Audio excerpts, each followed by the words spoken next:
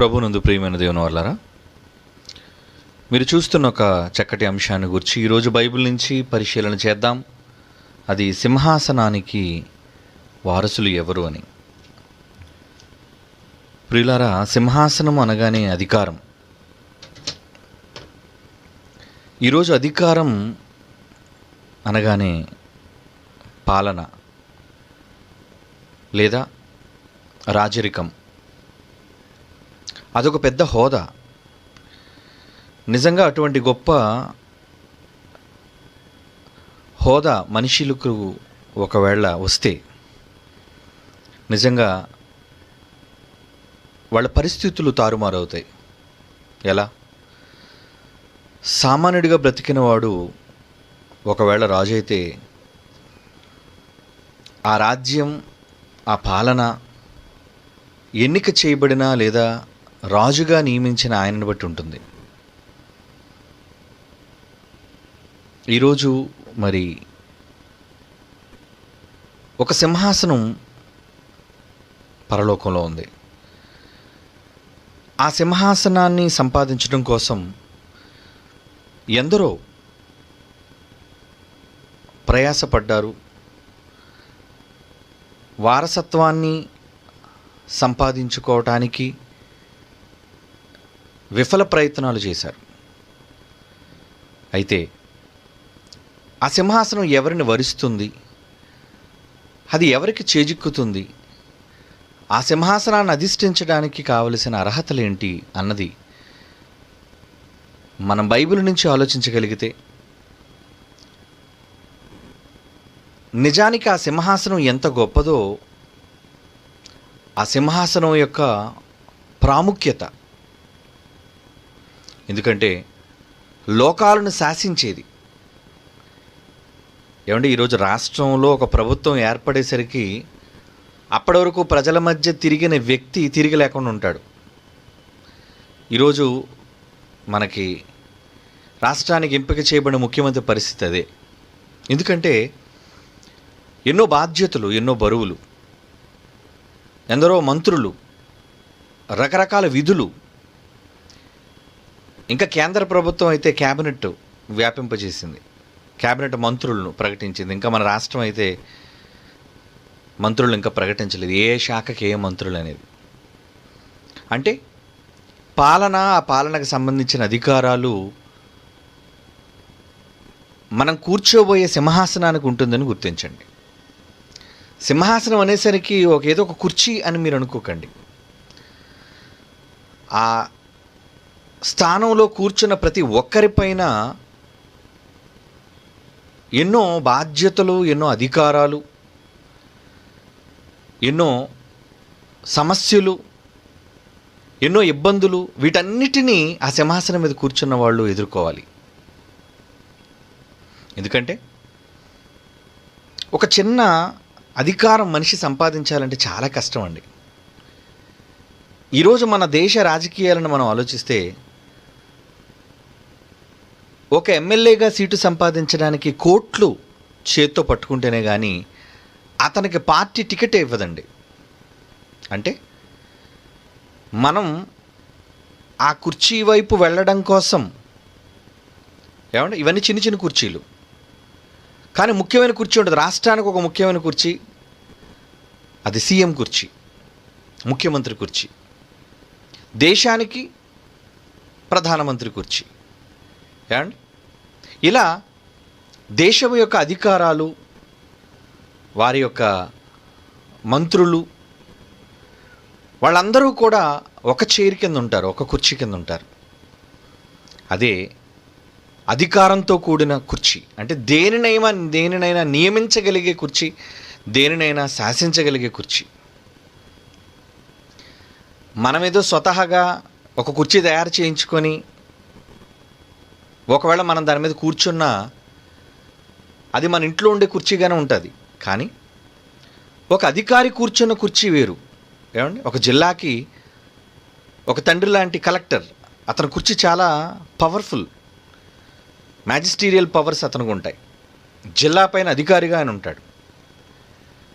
ఏమండి ఇలా రకరకాల శాఖలు, వాళ్ళందరికీ వివిధ రకాలైన కుర్చీలు, అనగానే సింహాసనం, ఆ సింహాసనంలో ఎన్నో అధికారాలు, ఎన్నో ఒత్తిడులు, ఎన్నో సమస్యలు. చివరగా అది చేజిక్కించుకోవాలి అంటే, ఆ స్థానానికి మనం వెళ్ళాలి అంటే ఎంతో శ్రమ చేయక తప్పదు.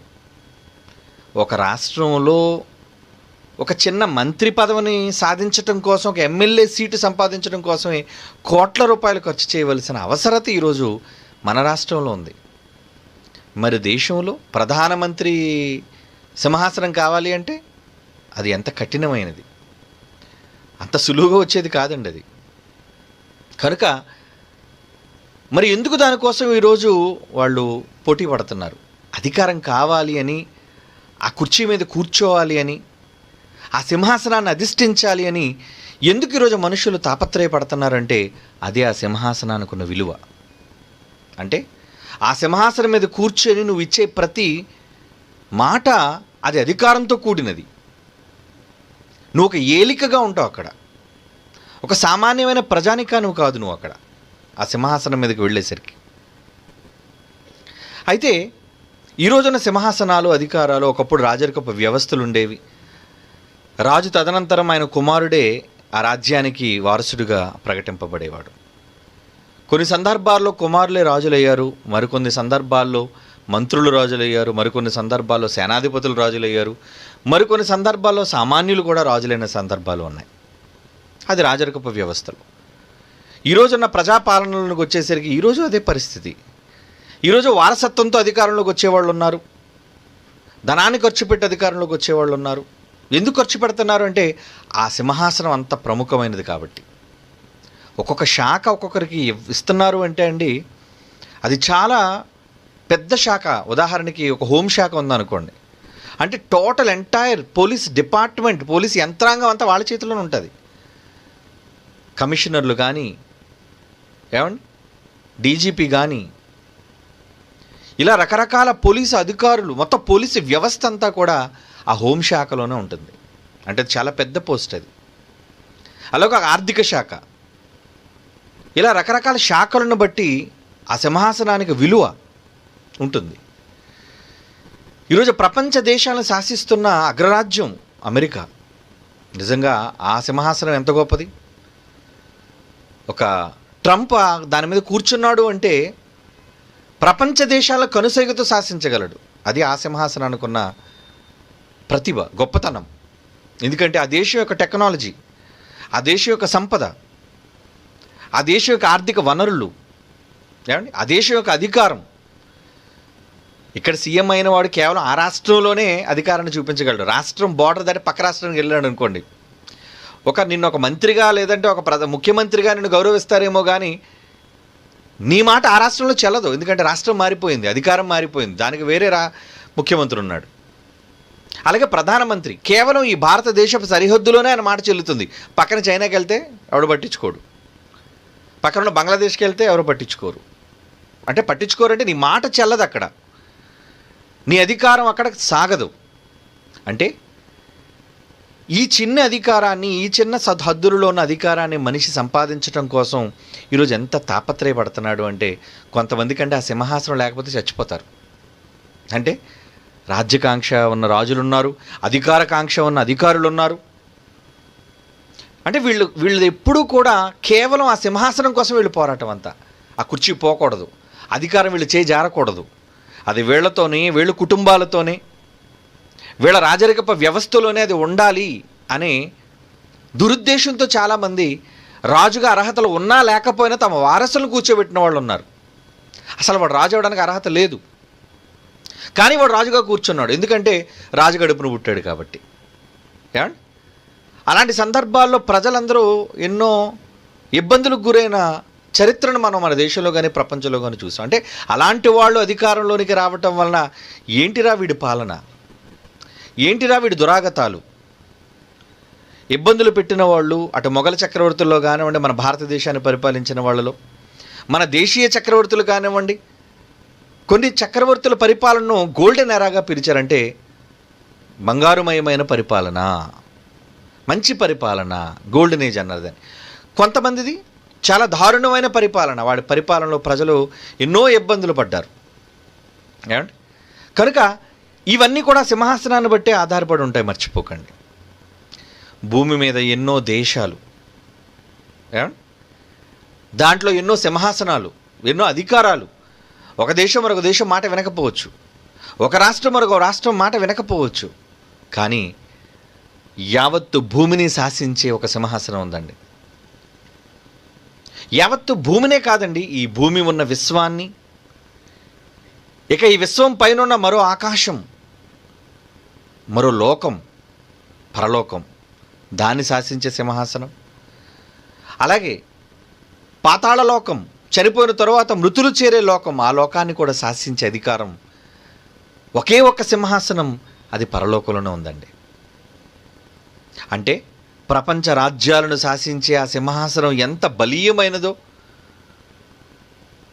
దానికి ఎన్ని ఒత్తిడులు ఉంటాయో, నిజంగా ఆ సింహాసనాన్ని సంపాదించడం ఎంత కష్టతరమో, ఆ సింహాసనాన్ని నిలబెట్టుకోవడం ఎంత కష్టతరమో మనం ఆలోచించాలి. ఎందుకంటే ఈరోజు బైబిల్ అర్థమైన క్రైస్తవులు, క్రీస్తును నమ్మి క్రైస్తవులుగా పిలువబడుతున్న వాళ్ళందరూ కూడా ఆ సింహాసనం అధిష్ఠించటం కోసం, ఆ సింహాసనాన్ని అధిరోహించటం కోసం, లేదా దాన్ని కైవసం చేసుకోవడం కోసం ఈరోజు మనం అంతా పోరాటం చేస్తున్నాం. మీలో ఎంతమందికి ఆ సింహాసనం కోసం పోరాటం అర్థమైందో తెలియదు, కానీ భూమి మీద ఉన్న మనుషుల మీద అధికారాలు చాలా చిన్నవి, కానీ ముల్లోకాలను శాసించే అధికారం చాలా గొప్పది. మరి ఇది ఎలా వస్తుంది?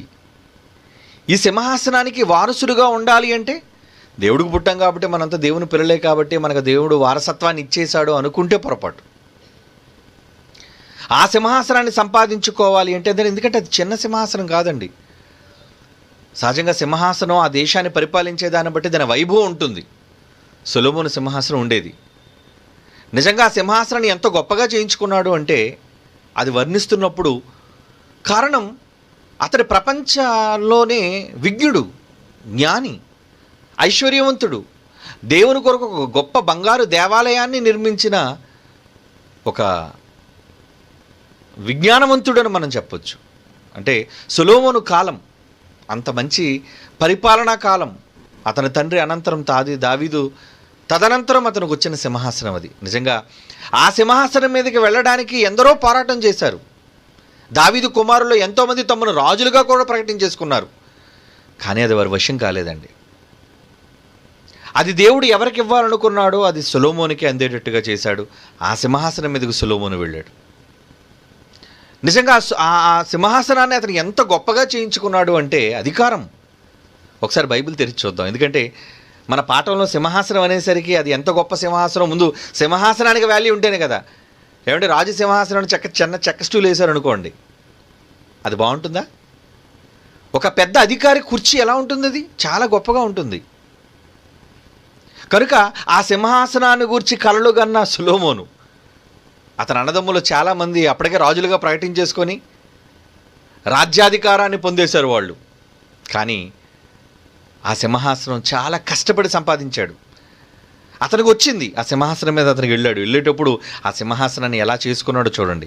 మొదటి రాజుల గ్రంథం 10వ అధ్యాయం, మొదటి రాజుల గ్రంథం 10వ అధ్యాయం 18వ వచనం నుంచి చూడండి ప్రియులారా. అది సొలొమోను యొక్క సింహాసనం యొక్క వైభవాన్ని గురించి చెప్పబడుతుంది. అక్కడ ఎలా చేశారట దాన్ని? మొదటి రాజుల గ్రంథం 10వ అధ్యాయం 18వ వచనం నుంచి అండి.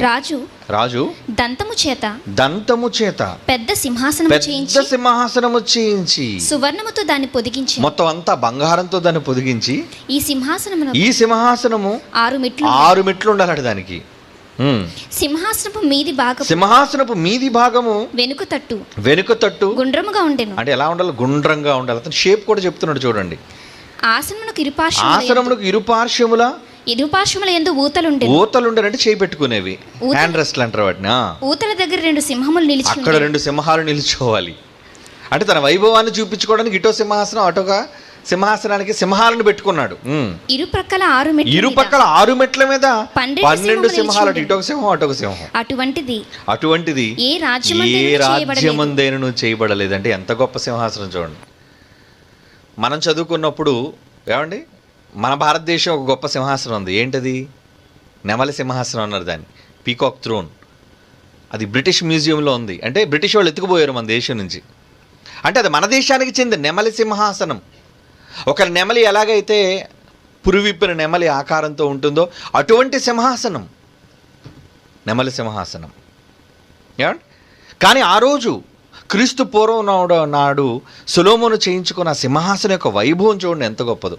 అటువంటి సింహాసనం అసలు ఎక్కడ ఏ రాజ్యమందైనను చేయబడలేదు. ఇది మానవుల రాజ్యంలో ఉన్న సింహాసనం అండి. దానికి ఆయన వారసుడిగా దావీదు గర్భాన పుట్టాడు కాబట్టి, ఏమండి, దావీదు గర్భాన చాలామంది పుట్టారు పిల్లలు అతని భార్యలకి. కానీ అందులో ఒకే ఒకడికి దక్కింది అవకాశం, రాజ్యాధికారం లేదా వారసత్వం. అంటే ఆయన గర్భాన్ని పుట్టినందుకు మాత్రమే వారసత్వం వచ్చేస్తుందంటే వారసత్వమే కాదండి, వారసుడికి ఆ సింహాసనం మీద కూర్చుండే అధికారం లేదా లక్షణం ఉండాలి. రాజు అనేసరికి పిల్లిని చూసినా భయపడిపోతున్నాడు అనుకోండి, వాడు రాజు అని ఎలా అంటారు? ఏమండి, ఉరుముకు కూడా భయపడిపోతున్నాడు అనుకోండి, వాడు రాజు అని ఎలా అంటారు? రాజు అంటే వీరుడు, దేనినైనా సరే ఇనుపగుండుతో ఎదుర్కొనే సమర్థవంతుడిగా ఉండాలి, భయాన్ని లేనివాడుగా ఉండాలి రాజు, సాహసవంతుడిగా ఉండాలి రాజు. ఇవన్నీ రాజు యొక్క లక్షణాలు. ఏమండి, కనుక మనుషుల సింహాసనం అది ఎంత గొప్పది, ఎంత గొప్పగా ఉంది. ఇక ముల్లోకాలను శాసించే పరలోకం మన తండ్రి వైభవంతో కూడిన సింహాసనం చూడండి. బైబిల్లో దాని గురించి కూడా చెప్పబడింది. అది ఏమనుందో ప్రకటన గ్రంథం చూడండి, బైబిల్ తెరిచి ప్రకటన గ్రంథం 4వ అధ్యాయం, ప్రకటన గ్రంథం 4వ అధ్యాయం 2వ వచనం ఏముంది అక్కడ? వెంటనే నేను ఆత్మవశుడనైతిని, నేను ఆత్మవశుడనయ్యాను, అదిగో పరలోకమందు ఒక సింహాసనము వేయబడి ఉంది. సింహాసనమునందు ఒకడు ఆసీనుడై ఉండెను. ఒకరు కూర్చున్నారు ఆ సింహాసనం మీద. ఆసీనుడైన వాడు, ఆసీనుడైన వ్యక్తి దృష్టికి ఎలా ఉన్నాడో తెలుసా? కంటికి కనబడుతున్నాడు ఆయన. సూర్యకాంత పద్మరాగములను పోలినవాడు, మరకత్తము వలె ప్రకాశించి ఇంద్రధనుస్సు సింహాసనం ఆవరించి ఉండెను. అబ్బా, ఆ సింహాసనం ఎంత గొప్పగా ఉందండి. అంటే వర్ణిస్తున్నాడు. ఎలా ఉందటండి? ఆ సింహాసనం ఎలా కనబడుతుంది అంటున్నాడు. దృష్టికి సూర్యకాంత పద్మరాగములను పోలినవాడు, మరకతము వలె ప్రకాశించు ఇంద్రధనుస్సు సింహాసనము చుట్టూ ఆవరించి ఉండెను. అంటే ఆ వైభవం, ఆ వర్ణన చూడండి ఎంత గొప్పగా ఉందో. ఏమండి, ఇకపోతే అతని కింద చూడండి మంత్రులు ఎవరున్నారు. ఆ సింహాసనములు 4వ వచనం, సింహాసనము చుట్టూ 24 సింహాసనములు ఉండెను. ఆ సింహాసనం 24 పెద్దలు తెల్లని వస్త్రములు ధరించుకొని కూర్చున్నారట. వాళ్ళందరికీ కిరీటాలు ఉన్నాయని చెప్తున్నాడు చూడండి. అవునా? ఇంకేమంటున్నాడు చూడండి 5వ వచనం, ఆ సింహాసనములో నుండి మెరుపులు వస్తున్నాయట, ధ్వనులు ఉరుములు బయలుదేరుతున్నాయండి. ఇలాంటి సౌండ్ ఎఫెక్ట్స్తో కూడిన సింహాసనం అధికారులు చేయించుకున్నది.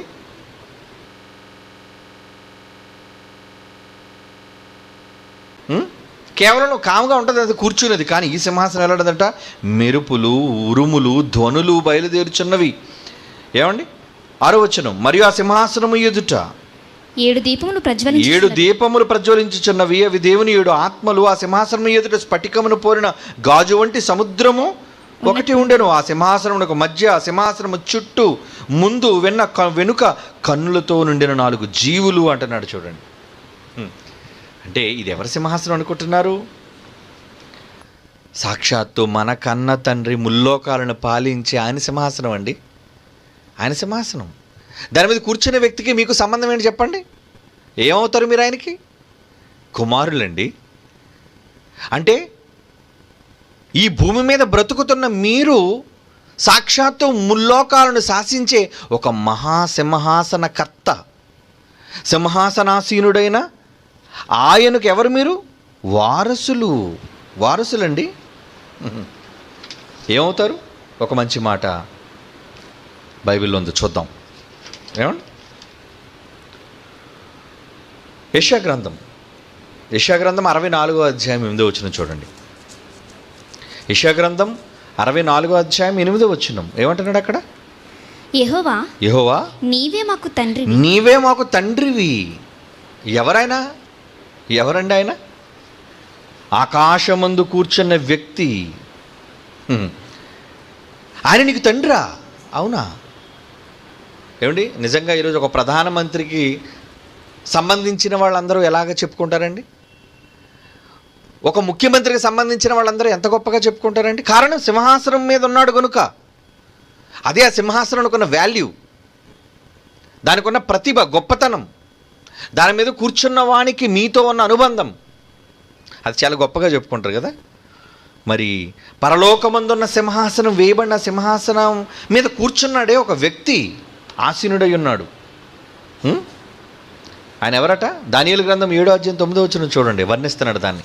దానియేలు గ్రంథం 7వ అధ్యాయం 9.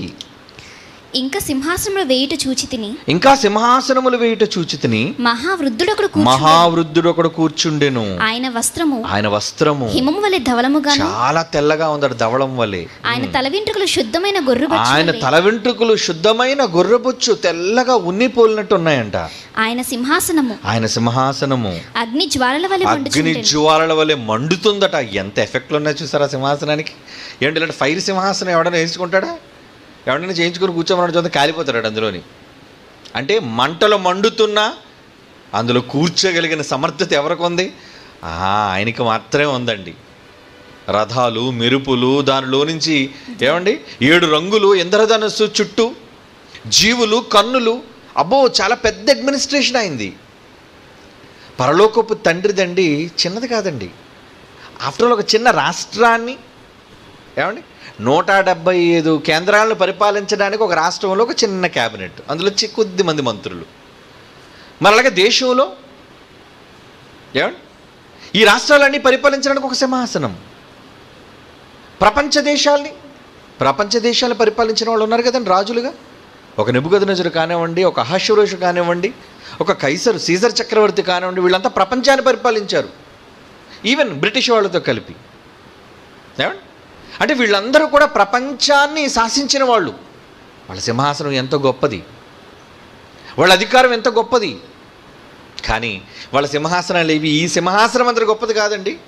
మరియు ఆ సింహాసనం మీద ఏమంటున్నాడు? ఆ సింహాసనం అగ్నిజ్వాలల వలె మండుచుండెను, దాని చక్రములు అగ్ని వలె ఉన్నాయట. చక్రాలు ఉన్నాయట దానికి. అగ్ని వంటి ప్రవాహం ఆయన ఎదురు నుండి అగ్ని వంటి ప్రవాహం వెళుతుందట ఆయన దగ్గర నుంచి. నిజంగా ఊహలలో ఎవరు కూడా అండి ఈ రోజున గ్రాఫిక్స్లో దాన్ని తీయాలండి. దేవుడు అన్నవాడు, ఆయన సింహాసనం ఎంత గొప్పగా ఉంటుందో. అలాంటి గొప్ప సింహాసనం మీద ఆసీనుడై ఉన్న వ్యక్తి మీకేమవుతాడు? అదేనండి మీరు చదువుకున్న మాట. యెహోవా నీవు మాకు తండ్రివి. యెహోవా నీవు మాకు తండ్రివి. ఏంటి ఆయన స్వయాన మీ తండ్రా, మీ నాన్నగారా? అవును.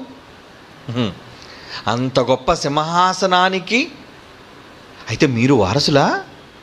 మరి ఆయన తండ్రి అయితే, సింహాసనం మీద కూర్చునే వ్యక్తి తండ్రి అయితే, ఆయనతో పిల్లలుగా మీకున్న సంబంధం ఏమండి కొడుకు సంబంధం అయితే, వారసత్వం ఎవరిదన్నమాట?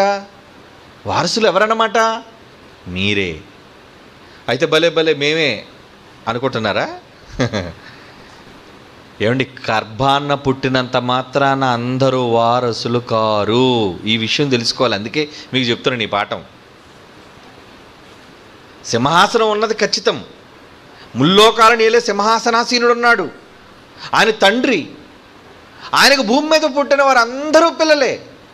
అయితే అందరూ వారసులా? అందరికీ వారసత్వం వచ్చేస్తుందా? అందరికీ సింహాసనం దొక్కుతుందా? ఆ సింహాసనాన్ని అధిష్ఠించాలి అంటే మనకి కుమారులుగా ఉండవలసిన అర్హతలు ఏంటో ముందు చేయాలి. ఏమండి జగన్ ఆ సీఎం సీట్లోకి వెళ్ళడానికి 9 ఏళ్ళు కష్టపడ్డాడండి. 3000 కిలోమీటర్ల పైగా తిరిగాడట పాపం, చెప్పుకుంటున్నాడు. నేను 3000 ఇంచుమించు 600 కిలోమీటర్లు ఎంతో తిరిగాను. అవును, మరి తిరగాలి. ఎండ అనక, ఏమండి వర్షం అనక, ప్రజల దగ్గరకు వెళ్ళి నల్లగా మాడిపోయి ఊరకనే వస్తుందా సింహాసనం? ఊరకనే వస్తుంది అధికారం? ప్రజల దగ్గర నువ్వు అధికారాన్ని సంపాదించాలి అంటే కష్టపడాలి. అది సులువుగా వచ్చేది కాదు. ఇందులో ఎన్నో అవమానాలు, ఎన్నో కేసులు, జైళ్ళు, ఎన్నో ప్రాణాపాయాలు, ఇవన్నీ లేవా? ఏమంటే రాష్ట్రంలో ఒక చిన్న కుర్చీకే ఎంత పోరాటం ఉంటే, ఇప్పుడు పరలోకంలో ఉండే కుర్చీ కోసం మీరు ఆలోచించండి. ఎవరండి వారసులు ఆ సింహాసనానికి? ఇంతకీ ఆ సింహాసనం ఎవరు కూర్చుంటారు? ఆ సింహాసనం మీద కుర్చీని ఎవరు నెత్తిన పెట్టుకుంటారు? ఎవరికి ఇస్తాడు దేవుడు? నేను ప్రతి ఆదివారము గుడికి వెళ్ళుదును, కానుక ఇచ్చేదను, కీర్తన పాడేదను, ఆశీర్వాదం పొందేదను, తర్వాత ఇంటికి వచ్చేదను. వీళ్ళెవ్వరికీ రాదు సింహాసనం. మీరు రాసేసుకోవచ్చు. ఎందుకంటే ఈ పాఠం అయిన తర్వాత అర్థమవుతుంది, ఎందుకని నేను సింహాసనం మీదకి వెళ్ళగలనా, అసలు నాకు సింహాసనం అనేది వస్తుందా. నువ్వు వారసుడని చెప్పుకోవడం కాదు, మేము తండ్రికి పిల్లలమే. ఏం పిల్లలవి? ఏం కుమారుడు నువ్వు? యూదులు చెప్పుకున్నారట ఏమని, మేమంతా అబ్రహాం పిల్లలమండి అని. వాళ్ళంతా అబ్రహాం పిల్లలా? యేసుప్రభు కోపం వచ్చి, ఒరే ఎందుకురా మాటి మాటికి అబ్రహాం సంతానం గొప్ప చెప్పుకుంటున్నారు ఏంట్రా? అబ్రహాము గర్భవాసం నుంచి పుట్టడం కాదురా గొప్ప, ఆయన విశ్వాసులకు తండ్రి రా, నమ్మాడు, చూడకుండా నమ్మాడు, ఎన్నో ఇబ్బందులు ఎదుర్కొన్నాడు, ఓర్చుకున్నాడు, ఎన్నో ప్రయాణాలు చేశాడు. ఆయన విశ్వాసులకు తండ్రి, ఆయన పిల్లలని చెప్పుకుంటారు ఎట్రా అబ్రహాం పిల్లలమని? వద్దు, ఆ తప్పుడు మాట మాట్లాడకండి. దేవుడు కావాలనుకుంటే రాళ్ల వలన కూడా పిల్లలు పుట్టించగలడు. అబ్రహాంకి పిల్లలుగా మీరు వచ్చేసాం కాబట్టి మీరేదో పెద్ద వారసులు గొప్పవాళ్ళు అనుకుంటున్నారా అబ్రహాం సంతానం అని?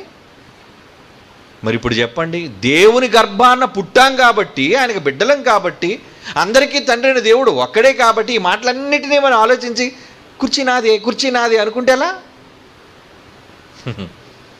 చాలా కష్టమండి ఆ సింహాసనాన్ని సంపాదించడం. ఆ సింహాసనాన్ని అధిష్ఠించడం కోసం, అధికారాన్ని చేపట్టడం కోసం, ఏంటి భూమి మీద ఉన్న అధికారాలు చేపట్టడం కోసం కొట్టుకు చచ్చిపోయారండి ఎప్పటి వరకును. ఒకడి మీద ఒకడు బుగ్గెత్తి పోసుకోవడం, ఒకడి కోసం ఒకడు తప్పుడుగా మాట్లాడడం, ఒకడి మీద ఒకడు ఎన్నో కుట్రలు, కుతంత్రాలు, పన్నాగాలు. ఎన్ని చూసామండి ఈ దేశంలో జరిగిన ఎన్నికల కోసం? ఎన్ని పార్టీల మధ్య ఎన్ని మాటలు, ఎన్ని గొడవలు, కార్యకర్తల మధ్య ఎన్ని అల్లర్లు, కొట్లాట్లు, హత్యలు, ఇవన్నీ జరిగే దేనికోసం? ఆఫ్టర్ ఆల్ కుర్చీ. ఎంతకాలం ఉంటుంది ఆ కుర్చీ? ఏమండి, పట్టుమని నువ్వు కరెక్ట్గా పరిపాలిస్తే ఏ ఇబ్బంది లేకుండా 5 ఏళ్ళు కూర్చుంటావు దాని మీద. After all 5 years. మళ్ళా తర్వాత ఏమో డౌట్, స్థిరంగా ఉండే సింహాసనం కాదు అది. కానీ మరి దేవుడిదండి. చూద్దాం ఒకసారి దేవుడు మా సింహాసనం ఏంటో చూడండి. కీర్తనల గ్రంథం 9వ కీర్తన 7వ వచనం చూడండి. 9వ కీర్తన 7వ వచనం ఏమంటున్నాడు అక్కడ?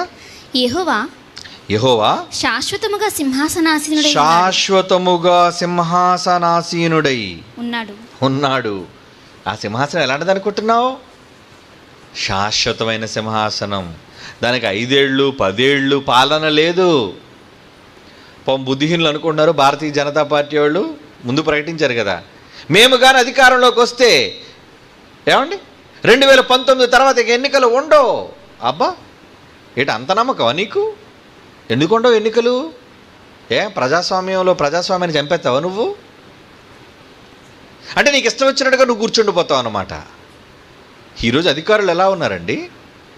ఈరోజు పరిపాలన చేయడానికి సింహాసనాల మీదకి వచ్చిన వాళ్ళు ఇప్పుడు వీళ్ళంతా, ఒకడు ప్రధాన సింహాసనం మీదకి వచ్చినవాడు, ఒకడేమో మంత్రి హోదాలోకి వచ్చినవాడు, ఒకడేమో ముఖ్యమంత్రి హోదాలోకి వచ్చినవాడు, ఆ తర్వాత కింద ఉన్న మంత్రులు, అధికారులు, చివరికి గ్రామ పంచాయతీ లెవెల్లో ఒక ప్రెసిడెంట్, గ్రామ ప్రెసిడెంట్ కూడా అదొక హోదా. ఎలక్షన్స్ కాదా? దానికి కూడా ఎంత వాల్యూ, దానికి ఎంత వెయిట్. ఒక గ్రామ సర్పంచ్, దానికి ఎంత వాల్యూ. ఒక ఎమ్మెల్సీ, ఒక మండలంలో ఉన్న అధికారికే ఆ కుర్చీ, అధికారం, దానికోసం ఎంతో పెట్టుబడి, దానికోసం ఎంత స్ట్రగుల్, పోరాటం. భూమి మీద ఉన్న చిన్ని కొద్ది కాలం ఉండే కాల పరిమితి గల సింహాసనాల కోసమే మనుషులు ఎంత తప్పిస్తుంటే, ఇవన్నీ చూసిన తర్వాత మీరేమనుకోవాలి? నా సింహాసనం సంగతి ఏంటి, నా పరిస్థితి ఏంటి, అసలు ఇంతకీ సింహాసనాల దగ్గరికి వెళ్తానా? గొప్ప గొప్ప సింహాసనాలను చూస్తూ ఉండి మనం దూరం నుంచి. ఇప్పుడు బ్రిటిష్ మ్యూజియంలో ఉంది, ఏది? షాజహాన్ గారిది సింహాసనం. దాన్ని చూడడమే దూరం నుంచి. అబ్బో, దీని మీద కూర్చున్నాను అనుకుంటా, ఎంత గొప్ప సింహాసనమో. కలలు కనడం, దూరం నుంచి చూడడం. భూమి మీద ఉన్న మనుష్యులుగా, దేవుని వారసులుగా మనం పిలువబడుతున్నామే. ఏంటి నీకున్న అర్హత ఆ కుర్చీలోనికి వెళ్ళడం కోసం? కొడుకుగా పుట్టావు కాబట్టి నీకు వచ్చేసినట్టేనా? అన్ని సందర్భాలలో గర్భాన్న పుట్టడం వారసత్వాన్ని ఇవ్వలేదు. పాపం చంద్రబాబు నాయుడు గారు పోటీలో గెలవకపోయినా తన కుమారుణ్ణి మంత్రిగా చేసేసాడు 3 శాఖలకు దేనికో మొత్తానికి. ఆయన అప్పటికి ఇంకా ఏం పేరండి ఆయన పేరు? లోకేష్ గారికి. ఆయన ఏమీ నిలబడలేదు కాన్స్టిట్యుయెన్సీలో, ఎక్కడ ఏ నియోజకవర్గంలో నిలబడలేదు. కానీ మొత్తానికి అది అధికారంలో ఉన్నాడు కనుక తన కొడుకుని వారసుడిగా చేసుకున్నాడు. పార్టీలో అధికార శ్రేణుల్లో పెట్టాడు, మంత్రి పదవిని కట్టబెట్టాడు, 3 శాఖలను ఆయనకి అధికారిగా చేశాడు. కానీ ప్రజల దగ్గర ఎన్నుకోవడానికి వచ్చేసరికి పరిస్థితి ఎలా మారిపోయింది? మొత్తం అంతా రిజల్ట్స్ అన్నీ తారుమారైపోయి, అంటే గెలవడం కష్టమైపోయింది నియోజకవర్గంలో.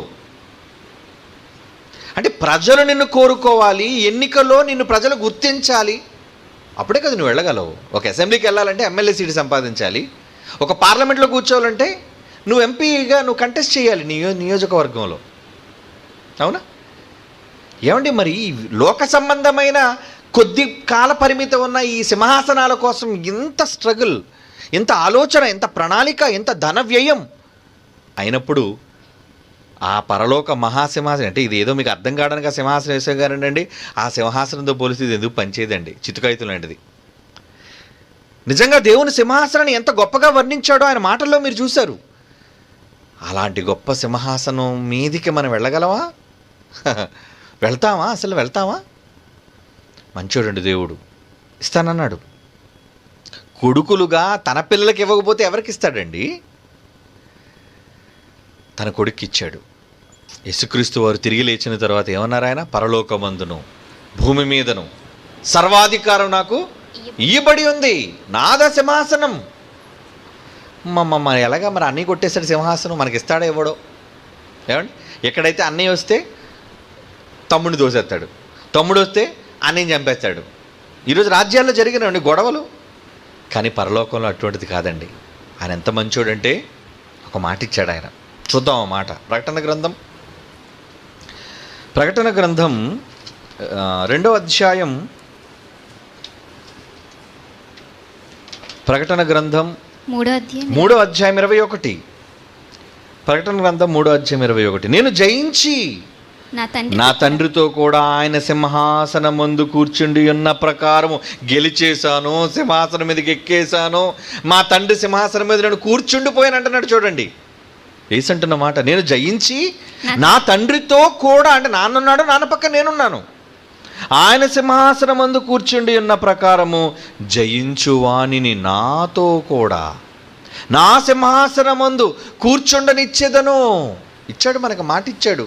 ఏమని మాట ఇచ్చాడు? ఎవరైతే ఈ సింహాసనం కావాలి అనుకుంటున్నారో, ఎవరైతే ఈ కుర్చీని కావాలనుకుంటున్నారో, అయితే గెలిచి రండి అంటున్నాడు, జయించి రండి అంటున్నాడు. గెలిచిన వాడికి ఈ సింహాసనం నాతో పాటు, ఏమండి నాతో పాటు అంటున్నాడా? నాతో కూడా నా సింహాసనం, అంటే నా సింహాసనమే మీదవుతుంది. ఎంత మంచిదండి. పక్కన ఇంకో కుర్చీ వేయలేదు.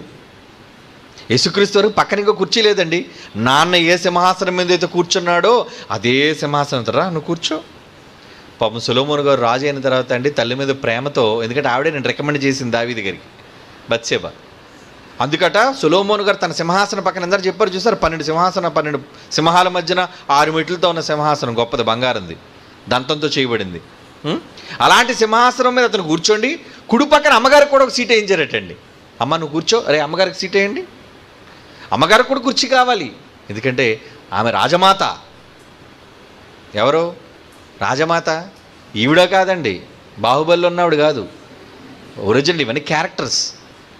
రాజమాత బత్షెబ, ఆవిడ కూర్చోవాలి, సింహాసనం వేయించాడు తనతో పాటు. నువ్వు కూర్చోవాలమ్మా. కానీ తన సింహాసనం మీద కూర్చోబెట్టుకున్నాడా? అబ్బాబే నాది సింహాసనం, అమ్మగారికి ఒక చిన్న కుర్చీ వేయండి పక్కన. అది సొలొమోను గారి ప్రేమ. కానీ తండ్రి ప్రేమ ఎలాంటిది? మన అన్న ప్రేమ ఎలాంటిది? నీకు వేరే సింహాసనం ఎందుకు రారా, నా సింహాసనం మీద కూర్చో. ఈ సింహాసనం చాలా పెద్దది. ఈ సింహాసనం మీద ఎంతమంది అయినా కూర్చోవచ్చు. సింహాసనం ఒకటే, సింహాసనాలు లేవు. ఏమండి, ఇదే సింహాసనం మీద నువ్వు కూర్చోవాలి. ఆ మాటలో అదే కదని అర్థం. నేను జయించి నా తండ్రితో కూడా ఆయన సింహాసనం ముందు కూర్చుండి ఉన్న ప్రకారం, మా నాన్న కూర్చున్న సింహాసనం మీదే నేను కూర్చుని ఉన్నాను గనుక జయించువానిని నాతో కూడా నా సింహాసనం ముందు కూర్చుండనిచ్చేదను అంటున్నాడు చూడండి. ఇంతకీ ఎక్కడ కూర్చుండట ఆయన? హెబ్రీ పత్రిక 12వ అధ్యాయం 2వ వచనం చూడండి. హెబ్రీయులకు రాసిన పత్రిక 12వ అధ్యాయం 2వ వచనం. యేసుక్రీస్తు వారి స్థానం ఎక్కడుంది? యేసుక్రీస్తు వారి పొజిషన్, యేసుక్రీస్తు గారు కూర్చోడానికి ఆయన సీట్ ఎక్కడుందట? ఆయన తన ఎదుట ఉంచబడిన ఆనందము కొరకే. తన ఎదుట ఉంచబడిన ఆనందం అంటే ఆ సింహాసనం అంటే ఏంటి? ఆనందం. ఈ సింహాసనం మీదకి వస్తే టెన్షన్లు అండి. భూమి మీద మనుషుల సింహాసనాలు అనుకోండి, ఏంటి సీఎం కుర్చీ అని గొప్ప కుర్చీ అనుకుంటారా? మీరు అనుకుంటున్నారేమో దూరపు కొండలు ఉలుపు. నిజంగా ఆ కుర్చీ మీదకి వెళ్ళిన తర్వాత ఎన్ని వెన్నుపోట్లు, మంత్రుల్లో ఎన్ని కోలాటాలు, గొడవలు, అల్లర్లు. ఇప్పటికే క్యాబినెట్ కోసం లోన్ జరిగిపోతుంది మంతనాలు. ఏమని? నాకు ఈ పోస్ట్ కావాలి, నాకు ఈ శాఖ కావాలి. ఏమండి, చాలా టెన్షన్స్ ఉంటాయి. రాజు అంటే ఏమనుకున్నారు? ఎక్కడి నుంచి ఏ శత్రువు వస్తాడో తెలీదు, వాడిని ఎలా జయించాలో తెలీదు, ఆ యుద్ధ వ్యూహం ఏంటో తెలీదు. ఏమండి, కనుక ఇవన్నీ సింహాసనం మీద ఒకళ్ళు కూర్చున్న వ్యక్తికి ఎవరైతే ఉంటారో అతని మీదకి వచ్చే ఒత్తిడులండి. అదేమీ పూలపానుపు కాదండి. సింహాసనం అనేసరికి బాధ్యత. ఆ సీటు జారిపోకుండా చూసుకోవాలి, ఆ సీటు పోకుండా చూసుకోవాలి. అది కాపాడుకోవడం కోసమే 5 ఏళ్ళు కష్టపడతారు పాపం. మహా అయితే 5 ఏళ్ళు బాగా పరిపాలిస్తే ఇంకొక 5 ఏళ్ళు జాగ్రత్తగా మళ్ళీ ప్రజలు మీకు అధికారం ఇవ్వచ్చు. అయినా ఆ తర్వాత నో సింహాసనం. అమెరికా ప్రెసిడెంట్కి అయితే ఏమండి, నువ్వు జీవితాంతం కూర్చోవడానికి కుదరదు, నీకు లిమిట్ ఉంది, టైం లిమిట్. ఇన్నిసార్లు గెలిచిన తర్వాత ఇంక నువ్వు ఆగిపో, నువ్వు పనికి రావు, నువ్వు సింహాసనం కోసం పోటీ చేయకూడదు. అదండి వాళ్ళకున్న రూలు. మనకి ఏమండి, నువ్వు కష్టపడి ఒకవేళ ప్రయత్నం చేసినా గెలవచ్చు, గెలవకపోవచ్చు. సింహాసనం మిగలొచ్చు లేదా జారిపోవచ్చు. ఒకళ్ళ సింహాసనం మీద కూర్చున్నా ఎన్ని టెన్షన్స్. చూదురు కదా 9 సంవత్సరాల తర్వాత జగన్ కష్టపడి సింహాసనం మీదకి వచ్చినా ఆ సీఎం పోస్ట్ మీద ఎన్ని ఒత్తిళ్ళు ఉంటాయో, ఎన్ని సమస్యలు, ఎన్ని రాజకీయ కుట్రలు, ఏమంటే ఎన్ని ప్రతిపక్షాల దాడులు, రాష్ట్రంలో ఎన్ని గొడవలు, అల్లర్లు, ఇవన్నీ తట్టుకోవాలి. మరి ఈ సింహాసనం ఎలా ఉందంటే చూడండి. హెబ్రీ 12:2. ఆయన తన ఎదుట ఉంచబడిన ఆనందం. తన ఎదుట ఉంచబడిన ఆనందం అంటే సింహాసనం మీదకి వెళ్ళేసరికి నో టెన్షన్స్. నీకెందుకు టెన్షను? దేనికోసం? శాసనకర్తవు, నువ్వు శాసించేవాడివి. అక్కడికి వెళ్ళి నువ్వు బీపీ తెచ్చుకొని బీపీ మాత్రం వేసుకోవాల్సిన పని లేదు, షుగర్ ట్యాబ్లెట్లు వేసుకోవాల్సిన పని లేదు. అది ఆ సింహాసనం. అతని ఎదుట ఉంచబడిన ఆనందము కొరకు అవమానమును నిర్లక్ష్యపెట్టి, ఇక్కడ అవమానాన్ని నిర్లక్ష్య పెట్టేశాడు, సిలువను సహించాడు. దేవుని సింహాసనము యొక్క కుడిపార్శ్వమున ఆసీనుడై ఉన్నాడు. Right side. నాన్నకి ఎటుపక్క కూర్చున్నాడట, మన అన్నయ్య కుడిపార్శ్వాన్ని కూర్చున్నాడట. ఎందుకో తెలుసా? ఆనందాన్ని పొందడం కోసం ఆయన చేసిన త్యాగం ఏంటో తెలుసా? అవమానాన్ని పొందాడండి, సిలువ మరణాన్ని పొందాడండి. అసలు భూమి మీద ఏమనుభవించాడు చెప్పండి? ఎన్ని కష్టాలు. అబ్బో, ఆయన పుట్టుక ప్రారంభం అప్పటి నుంచి చచ్చిపోయినంత వరకు నీ సమస్యలేనండి. ఏ రోజు ఆ మహానాథుడికి సంతోషం లేదు. ఎందుకు పడ్డాడంటారు ఇవన్నీ? దేనికోసం అనుభవించాడు అనుకుంటున్నారు ఇవన్నీ? నాన్న పక్కన కూర్చోవాలి, అధికారం కోసం కాదు. సింహాసనం, నేను వారసుడును, నా వారసత్వాన్ని నేను నిలబెట్టుకోవాలి. ఏమంటే యేసుక్రీస్తు వారు వారసత్వాన్ని నిలబెట్టుకున్నారా? తండ్రి కడుపును పుట్టాడు కాబట్టి వచ్చాను ఆయన, నువ్వు సింహాసనం మీద కూర్చోనలేదు దేవుడు. ఇక్కడ జాగ్రత్తగా గమనించాలి ఈ విషయాన్ని. ఒకవేళ తండ్రి గర్భాన్న పుట్టడమే వారసత్వపు లక్షణం అయితే మనం కూడా పుట్టేశాం. అయితే మనంతా వెళ్ళిపోతామా? రాదు. వారసుడిగా పుట్టాం కాబట్టి దేవుడు కుర్చీ ఇవ్వడు. వారసుడిగా పుట్టిన వాళ్ళే ఎంతోమంది కుర్చీలు పోయాయి, అసలు కుర్చీయే రాలేదు చాలామందికి. పరలోకం వచ్చేస్తుందా వారసత్వం అనుకుంటున్నారా? ఇప్పుడు చూడండి, ఒక మాట చూపిస్తాను. యేసుక్రీస్తు వారు తండ్రి కుడిపార్శ్వమందు కూర్చోవడానికి ఆయన ఎంత ఇబ్బంది పడ్డాడో. ఎందుకు పడ్డాడు అనుకున్నారా ఇబ్బంది అంతా? ఇప్పుడు చదవండి ఈ మాట. రోమీయులకు రాసిన పత్రిక 1వ అధ్యాయం 7వ వచనంలో చివరి మాటలు చదవండి. రోమీయులకు రాసిన పత్రిక 1వ అధ్యాయం 7వ వచనంలోని చివరి మాట. యేసుక్రీస్తు శరీరమును బట్టి దావీదు సంతానం. ఫిజికల్గా మనం ఆలోచిస్తే దావీదు వంశంలో పుట్టినవాడు. మృతులలో నుండి పునరుత్థానుడైన మృతులలో నుండి పునరుద్ధానుడైనందున, అంటే చనిపోయి బ్రతికాడు కనుక పరిశుద్ధమైన ఆత్మను పరిశుద్ధమైన ఆత్మను బట్టి, పరిశుద్ధాత్మను బట్టి దేవుని కుమారుడుగాను, దేవుడు కుమారుడుగాను ప్రభావముతో నిరూపింపబడెను అంటున్నాడు. చూడండి ఆ మాట, నిరూపింపబడెను. ప్రూవ్ చేసుకున్నాడు. నువ్వు కుమారుడువా, నువ్వు వారసుడువా, నువ్వు రాజువా? ఎస్, నేను రాజుని. అవును, నేను కొడుకుని. అవును, నేను వారసుడిని. ఏమంటే ఎవరినైనా నువ్వు రాజు అన్నా అంటే నీ రాజరికం ఏంటో, నీ రాజ టీవీ ఏంటో, నీ సాహసం ఏంటో నువ్వు నిరూపించుకోవాలి కదా. రాజు అయిన వాడు సకల విద్యల్లో ఆరితేరిన వాడై ఉండాలి. అవునా? రా అయితే కర్రస్వామి కంటే నాకు కర్రస్వామి రాదన్నాడు అనుకోండి, వాడేం రాజు? రా కత్తి యుద్ధం, ఇద్దరం ఈ కత్తి యుద్ధం చేద్దాం అంటే అబ్బాయి నాకు కత్తి యుద్ధం రాదంటే, రాపరు మల్ల యుద్ధం చేద్దాం చేతులు తడిపోయి మల్ల యుద్ధం కూడా నాకు రాదంటే వీడేం రాజండి? రాజు అనగానే అన్నిటిలో ఆరితేరిన వాడై ఉండాలి. సకల విద్యలు, దానికోసం కృషి, దానికోసం ఎన్నో నెలలు సంవత్సరాలు సహించాలి. ఏమంటే కత్తి యుద్ధం రావాలంటే, కత్తి తిప్పడం రావాలంటే చిన్నదనుకుంటున్నారా? గురువు దగ్గర అభ్యాసం చేయాలండి. ఒక కర్రసామ రావాలంటే అభ్యాసం చేయాలండి. విద్య రావాలంటే సంవత్సరాలు అభ్యాసం చేయాలండి. ఇవన్నీ నీకు రావాలి. మరి ఎంతకాలం నువ్వు కష్టపడాలి, ఎంతకాలం నువ్వు శ్రమించాలి, ఎంతకాలం నువ్వు వీటన్నిటిని సహించాలి. భూమి మీద ఆఫ్టర్ ఆల్ ఒక చిన్న కుర్చీ కోసం వీటన్నిటినీ. ఏమంటే ఈరోజు మన కుర్చీల మీద అందరూ ఎలాంటి వాళ్ళు? దొంగలు, నేరస్తులు, బొత్తిగా విద్యావిహీనులు, చదువు లేని వాళ్ళు, వాళ్ళేనండి ఉన్నారు. బహు కొద్ది మంది అండి చదువుకున్న వాళ్ళు. అధికారంలోకి వచ్చిన వాళ్ళలో, దేశాన్ని పరిపాలించిన వాళ్ళు ఎక్కువ మంది చదువు లేని సన్నాసులే. అంటే చదువు లేదు. ఇకపోతే నేర చరిత్ర, ఒక్కొక్కడికి 7, 8, 14 కేసులు ఒక్కొక్కడి మీద, క్రిమినల్ కేసులు. అలాంటి వాళ్ళందరూ కూడా ఉన్నారండి ఈరోజు. వీళ్ళ ఒక స్వచ్ఛమైన వ్యక్తి, ఒక మచ్చలేని వ్యక్తి, నిజంగా ప్రజల కొరకు తను అర్పించుకున్న వ్యక్తి, అలాంటి వ్యక్తులు ఎవరున్నారు? ఈ రోజున నాయకులందరూ కూడా అంతా కూడా మోసం అండి. డబ్బులు ఖర్చు పెట్టి తప్పుడు త్రోవలలో గద్దెలను ఎక్కడానికి వాళ్ళు చేసిన ఎన్నో కుట్రలు. స్వచ్ఛంగా ఎవ్వరూ నాయకత్వంలోకి రాలేరండి. నిజానికి కొంతవరకు దేవుడు నమ్మకపోయినా కమ్యూనిస్ట్ పార్టీ ఆఫ్ ఇండియా వాళ్ళ తాలూకా అభిప్రాయాలు, వాళ్ళ తాలూకా ఆలోచనలు ప్రజలకు అన్నీ చెందాలి. ప్రజల కోసం ఎప్పుడు పోరాటం దిగిన వాళ్ళు వాళ్ళేనండి. దేనికైనా ఒక పెట్రోల్ ధరలు పెంచినా, ఏం ధరలు పెంచినా ముందు వాళ్ళే ఉంటారు. కానీ ఏ రోజైనా వాళ్ళు అధికారంలోకి వచ్చారా? సిపిఐ పార్టీ ఎప్పుడైనా మన దేశాన్ని పరిపాలించిందా? లేదు. ఎందుకు? వాళ్ళ దగ్గర డబ్బులు లేవు. డబ్బున్నవాడిదేనండి రాజ్యం, డబ్బున్నవాడిదేనండి అధికారం. సీట్లు కొనేయడమే, ఓట్లు కొనేయడమే. ఎంత నీ ఓటుకి ఎంత కావాలి చెప్పు? 2,000, 5,000, 10,000, 15,000 ఓటుకి చెప్పి ఇచ్చేస్తాం.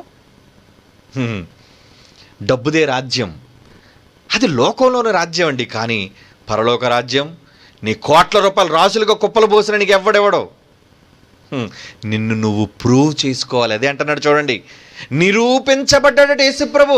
నేను తండ్రికి పుట్టాను, నేను మొదట పుట్టాను, నేను జ్యేష్ఠుడిని, నేను అన్నయ్యని, నా కుర్చీ ఇచ్చాడో అని అనలేదు ఆయన. ఏం చేసినట్టు ఆయన?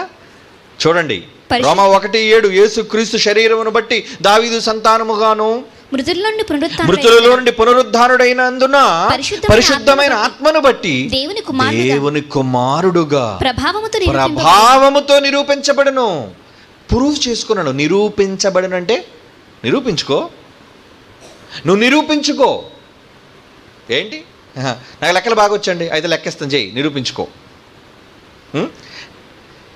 నేను కారు నడపగలనండి, అయితే నీకు లైసెన్స్ ఉందా? నిరూపించుకో. దానికి ఏం కావాలి? ప్రూఫ్. నువ్వు కారు తోలగలవని ప్రభుత్వం నేను గుర్తించి ఇచ్చిన నీకు డ్రైవింగ్ లైసెన్స్, అదొక ప్రూఫ్. దేనినైనా నువ్వు సాధించాలి అంటే నువ్వు నిరూపణ జరగాలి. ఏంటి? డ్రైవింగ్ లైసెన్స్ వరకు ఇచ్చేస్తారా? బండి తీయమంటాడు, ఆ సిగ్నల్స్ ఏంటో చెప్పమంటాడు. ఇండియా దేశంలో ఏదో కొంచెం రావడం సులువేమో, కానీ విదేశాల్లో అంత సులువు కాదండి. ఒక్కొక్కరు గజనీ దండయాత్ర చేసినట్టు 7 సార్లు 8 సార్లు ఫెయిల్ అయిపోతారండి. ఏంటి? ఫారెన్ డ్రైవింగ్ లైసెన్స్ రావాలంటే విదేశాల్లో అంత కష్టం. అంటే నువ్వు నిరూపించబడాలి అంటే నువ్వు ఎంత కష్టపడాలి. అదేనండి యేసు ప్రభు చేశాడు. నేను కుమారుడుగా ఆ సింహాసనానికి నేను వారసుని ఎలా అవుతానో నేను నిరూపించుకుంటానరా. అలా నిరూపించుకున్నాడండి ఆయన సింహాసనం కోసం. కుమారుడుగా, దేవుని కుమారుడుగా నిరూపించబడను. అంటే దేవుడు కుమారుడుగా పుడితే కాదా కుమారుడివి? ఎవడు చెప్పండి నీకు? అంటే బైబిల్ ఈ మాటలను చదివేసి నేను దేవుని కుమారుడను, నేను దేవుని కుమార్తెను నువ్వు చెప్పుకోవడం కాదు. ఇవేవి చెల్లవు. ఈరోజు ప్రపంచంలోని ఎంతమంది అయితే క్రీస్తుని నమ్మి క్రైస్తవులుగా మేము దేవుని పిల్లలమని చెప్పుకుంటున్నారో అది నీకు పరలోకానికి అర్హత కానే కాదు. అవునా? మరి ఏం చేయాలి? ప్రూవ్ చేసుకొని నువ్వు నిరూపించుకో. ఏ సంతటి వాడే మీ అన్న, అందరికన్నా మొదట పుట్టినోడు. ఆయనే తను నిరూపించుకోవాల్సిన అవసరం వచ్చింది. ఏమండి? ఆయనకి సర్టిఫై ఎవరెవరు చేశారు తెలుసా? ఎవరెవరు సర్టిఫికేట్ ఇచ్చారో తెలుసా? ఒక మంచి మాట చూడండి. మత్తయి సువార్త 8:29. ఏమండి? ప్రభావముతో ఆయన నిరూపించబడ్డాడు అంటే ఏంటి నిరూపణ? ఎలా నిరూపించబడ్డాడు ఆయన ప్రజల మధ్య? మత్తయి సువార్త 8:29. దెయ్యములు పట్టిన ఇద్దరు మనుషులు ఇదిగో దేవుని కుమారుడా నీతో మాకేమి కాలము రాకమునుపే. ఏమన్నారు? దేవుని కుమారుడా. ఏంటి దెయ్యాలు చెప్తున్నాయి యేసుప్రభు దేవుని కుమారుడని? దెయ్యాలు సాక్ష్యం చెప్పండి ఈయన దేవుని కుమారుడు, ఈయన దేవుని కుమారుడు. దెయ్యాలు ఒప్పుకున్నాయా? అవును, మరి ఒప్పుకున్నాయి. ఇంకెవరు ఒప్పుకున్నారు? మత్తయి సువార్త 27:54 చూడండి. సమాజం. మత్తయి సువార్త 27:54. శతాధిపతి అతనితో కూడా యేసునకు కావలి ఉన్నవారు భూకంపము జరిగిన కార్యములను చూచి మిక్కిలి భయపడి ఏమంటున్నారు? నిజముగా ఆయన దేవుని కుమారుడు. ఈతనరా సన్ ఆఫ్ గాడ్, నిజమైన దేవుని కుమారుడు ఈయన. అతండి అవునా? నిజంగా ఆయన దేవుని కుమారుడు అని రాజు సిలువలో ఏంటి, ఆయన మాటలేంటి, ఆయన క్షమ ఏంటి, ఆయన ప్రేమ ఏంటి, ఇవన్నీ చూచిన వాళ్ళు సిలువు కింద ఉన్న వాళ్ళు మాట్లాడుకుంటున్నారు, సిలువు మీద ఉన్న ఒకరు మాట్లాడుతున్నారు, సిలువు కింద ఉన్న అధికారులు మాట్లాడుకున్నారు. ఆయన మృత్యుంజయుడి గెలిచిన తరువాత, సమాధిని గెలిచిన తరువాత యావత్తు సమాజం మాట్లాడుకుంది ఆయన కోసం. ఏమని? ఈయన నిజముగా దైవ కుమారుడు. ప్రభావం. ఏమన్నా అంత ప్రభావం రావడానికి కారణం ఏంటి చెప్పండి? అంత ప్రభావంతో రావడానికి కారణం ఏంటో తెలుసా? ప్రజల మధ్య తిరిగాడు, ప్రజల మధ్య ఉన్నాడు, తాను ఏంటో, తన దేవుని లక్షణాలు ఏంటో ప్రజల మధ్య నిరూపించుకున్నాడండి ఆయన. లేడా? ఆయన 3.5 సంవత్సరాలు ప్రజల మధ్య తిరిగిన కాలంలో తాను దేవుని కుమారుడుగా సమాజానికి చూపించుకున్నాడు, రాజుగా పరిచయం చేసుకున్నాడు. చివరికి పిలాతు దగ్గర కూడా అన్నాడు, నువ్వు రాజువా? అవునయ్యా నేను రాజునే. నీకు సేనా వ్యూహాలు ఉన్నాయి? ఉన్నాయి, నాకు కూడా సైన్యం ఉంది, కానీ నువ్వు అనుకున్నట్టు కాదు. ఇవన్నీ ఎందుకు మాట్లాడుతుంటే తెలుసా? అదిగో ఆ కుర్చీ కోసం. ఆ కుర్చీని ఎక్కడానికి పుడితే కాదు, నాన్న కడుపును పుట్టడమే అర్హత అయితే అందరూ వెళ్ళిపోతాయి. చెత్త అంతాన. ప్రతి తరంలో ఎన్ని కోట్ల మంది పుడుతున్నారో అందులో నువ్వు నేను కూడా ఉంటాం. మనం అంతా వెళ్ళిపోతావా? వద్దు, ఆగంటాడు. నువ్వు సింహాసనం మీదకి రావాలి అంటే నువ్వు ప్రూవ్ చేసుకో. ఏముంది నీ దగ్గర? టాలెంట్. నీ దగ్గర ఉన్న అధికారం ఏంటి, నీ దగ్గర ఉన్న గొప్పతనం ఏంటి, నీ దగ్గర ఉన్న త్యాగం ఏంటి, నీ దగ్గర ఉన్న కష్టం ఏంటి చెప్పు. యేసుప్రభువా ఆయనే నిరూపించుకున్నాడు, ప్రభావంతో నిరూపించుకున్నాడు ఆయన సింహాసనం మీద ఎక్కడానికి. మరి నీ దగ్గర ఏం ప్రభావం ఉంది? కొలస్సీ పత్రిక 1:20 అపోస్తలుడైన పౌలు కొలస్సీలకు రాస్తున్న పత్రిక 1:20 చూడండి ఏమంటున్నాడు? ఆయన యందు సర్వ సంపూర్ణత నివసించింది. ఆయన సిలువ రక్తము చేత సంధి చేసి ఆయన ద్వారా సమస్తమును అవి భూలోకమందు పరలోకమందు ఉన్న వాటిని ఆయన ద్వారా తనతో సమాధానపరుచుకొనవలెను తండ్రి అభీష్టమాయెను. ఒకవేళ నిజంగా ఎవడైనా సింహాసనానికి వారసత్వం కావాలి అనుకుంటే ముందు నా కొడుకైన యేసు ప్రభువును కాంటాక్ట్ చేయండి. అతనితోనే మీరు నాకు సమాధానం. అంటే ఇప్పుడు యేసు ప్రభువు దగ్గరకు, మీడియేటర్ దగ్గరకు రాకుండా ఎవ్వడు సింహాసనానికి వారసుడు కాలేడు. ఏమంటే మరి ప్రపంచంలో నమ్మని వాళ్ళు చాలామంది ఉన్నారండి. పోయింది, ఆ రేసు నుంచి పోయారు వాళ్ళు. సింహాసనాన్ని పొందే రేసు నుంచి పోయారు వాళ్ళు, తప్పుకున్నారు ఎప్పుడో. మరి ఎంతమందికి వచ్చింది? ఎవరైతే యేసు ప్రభువుని అంగీకరించిన వాళ్ళు కొంతవరకు వాళ్ళకి రేస్కి అవకాశం, క్వాలిఫై అయ్యారు వాళ్ళు. మరి వీళ్ళేం చేయాలి? యేసు ప్రభు వీళ్ళని చూసి సిఫారసు చేయాలి, రికమెండ్ చేయాలి మిమ్మల్ని. అవునా? అదే కదా అన్నాడు, సమస్తమును అవి భూలోకమందైనా పరలోకమందైనా ఆయన ద్వారా తమతో సమాధానపరుచుకొనవలెనని తండ్రి అభిష్టమైన. ఎందుకు అన్నాడు కదా, నేనే మార్గం, నా ద్వారానే రావాలి అంటే, సింహాసనం మీదకి వెళ్ళాలి అంటే యేసు ప్రభు మధ్యవర్తిగా ఉన్నాడంటే నువ్వు యేసు ప్రభువుని ఒప్పించాలి. మరి ఒప్పించడానికి ఆయన ఎలాంటి వ్యక్తి? పట్టుపాన్పుల మీద పడుకుని వెళ్ళి పరలోకానికి వెళ్ళిపోయిన వ్యక్తి కాదు ఆయన. ఆయన ఎలాంటోడు? కష్టాలు, అవమానాలు, ఉమ్మివేతలు, పిడు గుద్దులు, ఏమండి, ఆ జీవితం అంతా ఎన్నో కష్టాలు, లేమి, వీటన్నిటినీ అనుభవించాడండి ఆయన. మరి పరలోకానికి నువ్వు వెళ్ళాలంటే, అవునా ఈ ట్రాక్లోనే వెళ్ళాలా? ఇన్ని కష్టాలు ఉంటాయి మాకు? అవునండి. రోమిలికి రాసిన పత్రిక ఒక మంచి మాట చూడండి. రోమిలికి రాసిన పత్రిక 8వ అధ్యాయం 17వ వచనం. రోమిలికి రాసిన పత్రిక 17వ అధ్యాయం 8వ అధ్యాయం 17వ వచనం చూడండిరా. మనము పిల్లలమైతే వారసులం అనగా దేవుని వారసులం, క్రీస్తుతో కూడా మహిమ పొందుటకు ఇక్కడ క్లాస్ చెప్పాడు చూడండి. ఆయనతో శ్రమ పడిన ఎడల క్రీస్తు తోడి వారసులం. అంటే క్రీస్తుతో పాటు ఈ సింహాసనం మీదకి వెళ్ళాలంటే వారసత్వం ఎలా వస్తుంది అనమాట? దేవుడి కోసం కష్టపడు, దేవుడి కోసం త్యాగం చేయి, దేవుడి కోసం శ్రమించు, దేవుడి కోసం ప్రకటించు, దేవుని ప్రజల మధ్య ఘనపరచు, అందులో వచ్చే అవమానాలు భరించు. చిన్న కష్టం కలిగిందని పారిపోతావా? వదిలేసుకుంటావా? అంటున్నాడు దేవుడు. అడుగుతున్నాడు, నువ్వేమి సహించగలవు? ఒకవేళ జారిపోయావో నువ్వు రేసులోంచి తప్పుకున్నట్టు, ఇంక నీకు లేదు. సింహాసనాన్ని సంపాదించే పోటీలోంచి నువ్వు తప్పుకున్నట్టే. డిస్క్వాలిఫై అంటారు దాన్ని, తెలుసా అండి? ఒక్కొక్కసారి ఏమంటారు దాన్ని, బాక్సింగ్ ఉందనుకోండి. బాక్సింగ్లో మధ్యన జడ్జి ఉంటాడు. వీళ్ళిద్దరు కొట్టుకునేటప్పుడు కూడా నియమ ప్రకారంగా కొట్టుకోవాలి. ఎలా పడితే అలా దొమ్మి ఫైట్ చేయకూడదు అక్కడ. కరాటే అంటే దానికి ఒక పద్ధతి ఉంటుంది, బాక్సింగ్ అంటే దానికి ఒక పద్ధతి ఉంటుంది. ఒకవేళ వీడు బాక్సింగ్ అంటే చేతులతోనే కొద్దాలి అక్కడ. అంటే మీకు అర్థం అవడానికి చెప్తున్నాను. కాలుతో కడుపులో తన్నేసాడు అనుకోండి, డిస్క్వాలిఫై. అంటే నువ్వు ఇక పోటీకి పనిచేయు. మరి ప్రత్యర్థి ఆడే గెలుపొందేశాడు, ఆడే విన్నర్గా ప్రకటించేస్తాడు. పరలోకానికి వెళ్ళటం విషయంలో కూడా ఏమంటున్నాడు? మనం పిల్లలమైతే, పిల్లం కదండి మనమంతా, కుర్చీ నాది. ఎవడు చెప్పాడు కుర్చీ నీదని? నువ్వు ఊరకనే అటు ఇటు ఎవరు లేనప్పుడు చూసి కూర్చొని వచ్చేయడానికి తప్పించి నువ్వు పరిపాలించడానికి కుదరదు.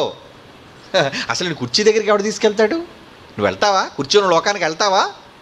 ఈరోజు క్రైస్తవుడుగా క్రీస్తుని నమ్ముకుని మనం అందరం ఆత్మపరీక్ష చేసుకోవాలి, విమర్శ చేసుకోవాలి. ఈ విషయంలో మనము పిల్లలమైతే వారసులము అనగా దేవుని వారసులము, క్రీస్తుతో కూడా మహిమ పొందుటకు, ఆయనకు మహిమ వచ్చింది కదా, ఆయనతో కూడా శ్రమ పడిన ఎడల క్రీస్తుతోడి వారసులం. అంటే వారసులు ఎప్పుడవుతారనమాట? క్రీస్తు ఎలాగైతే సింహాసనాన్ని పొందడానికి కష్టపడ్డాడో మీరు కూడా కష్టాలు పడాలి, అవమానాలు భరించాలి, జీవవాక్యాన్ని భుజస్కంధాల మీద మొయ్యాలి, సువార్త ప్రకటన చెయ్యాలి. ఇవన్నీ చెయ్యకుండా మీరు సింహాసనానికి వారసత్వం మీకు లేదు. పిల్లలుగా పుట్టడం వారసత్వం కాదు. అలాగనుకుంటే కోట్ల మంది వారసులు అయిపోతారా? యేసుప్రభు కూడా దేవుని గర్భాన్ని పుట్టినవాడే, కానీ ఎందుకు ఆయన నిరూపించుకున్నాడు? సింహాసనం మీదకి వెళ్ళాలి అంటే తన ప్రభావాన్ని నిరూపించుకున్నాడు, తన వారసత్వాన్ని నిరూపించుకున్నాడు. మరి నువ్వే వారసత్వం నిరూపించుకున్నావు చెప్పు? చచ్చిపోయిన తర్వాత దేవుడు పిలిచి నీకు పరలోకంలో సింహాసనం ఇచ్చేస్తాడా? పౌలు అంటున్నాడు కదా, ఏమని? ఇక మీదట నా కొరకు నీతి కిరీటం ఉంచబడి ఉన్నది, నేను పోరాటం చేశాను. అవన్నీ మీకు తెలిసిన మాటలు. ఎందుకంటున్నాడు అంత ధైర్యంగా?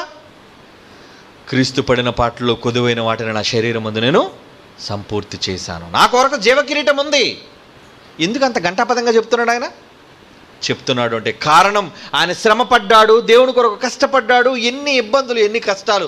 ఆ 2 కొరింథీ 11వ అధ్యాయం చదివితే ఆ మహానుభావుడు కష్టాలు అబ్బో ఇన్నని కాదని వర్ణనాతీతం. అందుకండి పరలోకానికి అర్హత. సింహాసనానికి వారసులు ఎవరు? నేను వారసుని ఎవడు?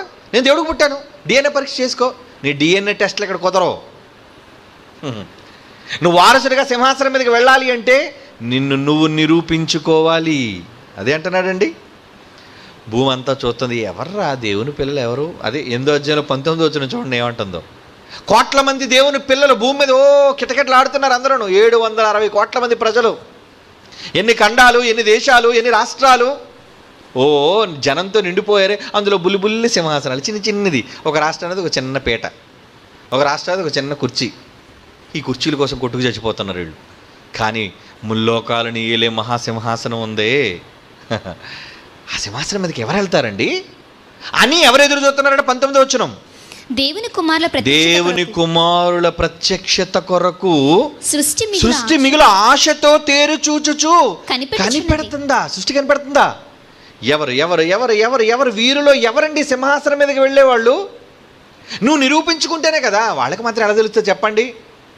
పుట్టేశావు కాబట్టి వారసుడిగా అనుకో దేవదూతలు. ఈ సృష్టి కూడా ప్రతిదీ అణువు నిన్ను గమనిస్తుంది, ప్రతి అణువు నిన్ను పరీక్షిస్తుంది. ఎలా? ఈయన వారసుడు, ఈమె అవుతుంది వారసురాలు, ఈయన సింహాసనం మీదకి వెళ్తాడా? ఎవరది? మిగుల ఆశతో చూడండి, మామూలు ఆశ కాదటండి. ఏంటి మొన్న ఎలక్షన్స్లో ఎంత గొప్ప ఆశతో ఎదురు చూశారండి అందరూ. ఎవరు అధికారంలోకి వస్తారు, ఏ పార్టీ అధికారంలోకి వస్తుంది, బెట్టింగ్లు కాసుకున్న వాళ్ళు, కోట్ల రూపాయల మీద ఏమంటే వ్యాపారాలు చేసిన వాళ్ళు, అబ్బో ఏంటి ఎవరు వస్తారు పోటీ, ఆసక్తి, నరాలు తెగిపోయి ఉత్కంఠట. తెంపించుకున్నారు కూడా చాలామంది, నరాలు తెగిపోయి పడిపోయారు కూడా, చచ్చిపోయారు కూడా హార్ట్ అటాక్ల వల్ల. ఏమండి? కానీ ఇప్పుడు ఆ ఉత్కంఠ ఎవరికి ఉందట? ఆ టెన్షన్, ఎవరు సింహాసనం మీదకి ఎవరు వెళ్తారు?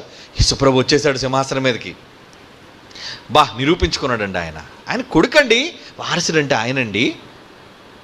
మరి భూమి మీద ఉన్న వీళ్ళలో ఎవరు వెళ్తారు? వీళ్ళలో ఎవరు సింహాసనం మీద కూర్చుంటారు అని సృష్టి అట మిగుల ఆశతో తేరు చూచుచు కనిపెట్టుచున్నది. కనిపెడుతుంది. అందులో నువ్వు ఉన్నావా? నువ్వు వెళతావా? ఏ సింహాసనం కావాలర్రా? మనుషులు ఇచ్చే దిక్కుమాల సింహాసనాలు ఎందుకర్రా? అయ్యే మాత్రమయ్యి. అందులో అంత టెన్షన్లే, దానికోసం ఎంతో ఖర్చు, శ్రమ, వృధా ప్రయాసం. కానీ మనం పోరాడవలసింది ఏంటో తెలుసా? ఆ సింహాసనం. నిజంగా ఈరోజు సింహాసనాల మీదకి వెళ్ళిన అధికారులు అందరూ కూడా దేనికోసం ఆలోచిస్తారో తెలుసా?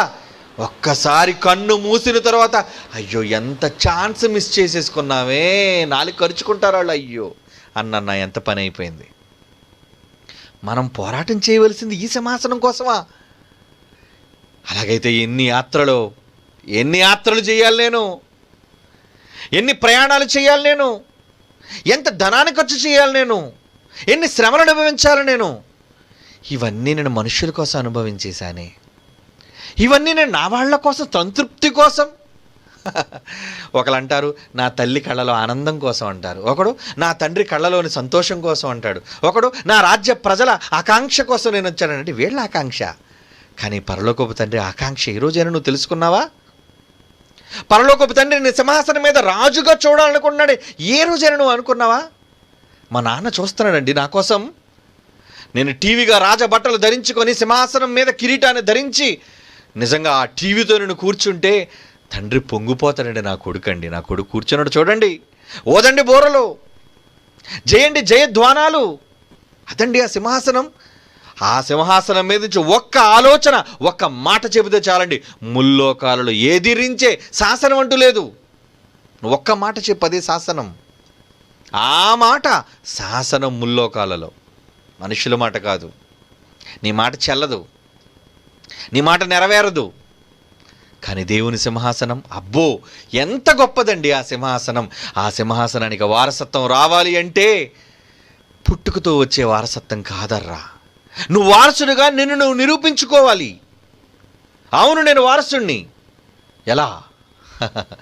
నువ్వు దేవుని కుమారుడివి. నువ్వు దేవుని కుమారుడు అయితేనే కదా. మరి నేను పుట్టుకతో దేవుని కుమారుడు, ఇక్కడ పుట్టుకతో దేవుని కుమారుడుగా గుర్తింపు రాదు. మరి ఎలా వస్తుంది నేను దేవుని కుమారుడుగా? ఒక ఉదాహరణ చెప్తాను. మత్తయి సువార్త 5వ అధ్యాయం 9వ వచనం చూడండి. మత్తయి సువార్త 5వ అధ్యాయం 9వ వచనం. సమాధానపరచువారు, యేసుక్రీస్తు వారు అంటున్నారు చూడండి, సమాధానపరచువారు ధన్యులు, వారు దేవుని కుమారులు అనబడుదురు అంటున్నాడు చూడండి. అనబడతారా అంటే పుట్టినోడు దేవుని కొడుకు కాదా? పుట్టినోళ్ళు అందరూ దేవుడి కొడుకులాగా అయిపోతారండి? పుట్టినోళ్ళందరూ దేవుని కుమారులు కాలేరు. కావాలి అంటే నువ్వేం చేయాలి తెలుసా? సమాధానపరచువారు ధన్యులు, వారు దేవుని కొడుకు అనిపించుకోవడానికి అర్హత ఏంటో తెలుసా? కమాన్, సమాధానపరచు. నువ్వు ఎవరిని సమాధానపరుస్తున్నావు? ఇద్దరి మధ్య గొడవలు పెట్టేవాడు ఎలాగండి దేవుని కుమారుడు అవుతాడు? ఇద్దరి మధ్య చీలికలు తెచ్చే వ్యక్తి ఎలాగవుతుందండి చెప్పండి? సమాధానపరిచేవాడు. వాళ్ళు దేవుని కుమారులా? ఇద్దరి మధ్య చిచ్చు రగిల్చేవాళ్ళు, ఇద్దరి మధ్య గొడవలు పెట్టేవాళ్ళు, కుటుంబాల మధ్య తగాదాలు పెట్టేవాళ్ళు, మనుషులను చివరికి రాష్ట్రాలను కూడా విడదీసేవాళ్ళు. మాటలు, సమాధానం లేదు. ఇద్దరు వ్యక్తుల మధ్య కోపం ఉందంటే కోపాన్ని అణిచివేసే మాటలు చెప్పాలి. ఏం చేస్తున్నావా ఈ రోజైనా?